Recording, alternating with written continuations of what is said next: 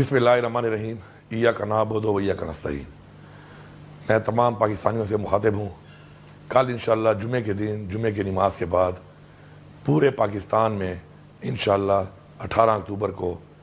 ہر ضلع کے اندر، ہر شہر کے اندر آپ لوگوں نے بھرپور طریقے سے نکلنا ہے اور آپ لوگوں نے پرامن احتجاج کرنا ہے، اور عمران خان کی رہائی، ہمارے باقی لیڈرشپ کی، ہمارے ورکرز کی، ہمارے لوگوں کی رہائی، اور عمران خان صاحب کے ساتھ جو ایک رویہ اختیار کیا ہوا ہے کہ ملاقات تک نہیں چھوڑی جا رہی، اس کے اوپر آپ لوگوں نے نکل کے پرامن احتجاج کرنا ہے۔ ساتھ ساتھ جو ایک غیر آئینی ایک ترمیم کی جا رہی ہے، اس کے خلاف آپ نے آواز اٹھانی ہے، کیونکہ آج یہ وقت ہے کہ اگر ہم لوگوں نے اپنے ملک کے لیے، اپنی آنے والی نسل کے لیے آواز نہ اٹھائی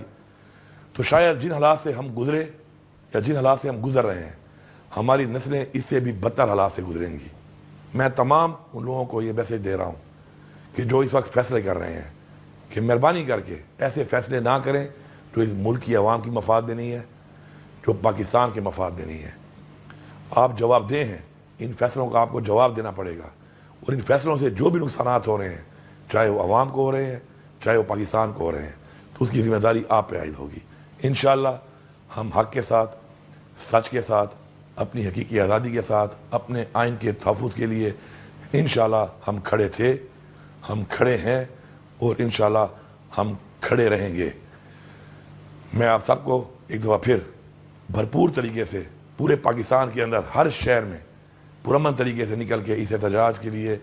پرزور اپیل کر رہا ہوں، اور مجھے پورا یقین ہے انشاءاللہ کہ آپ نے بھرپور طریقے سے پاکستان اور پوری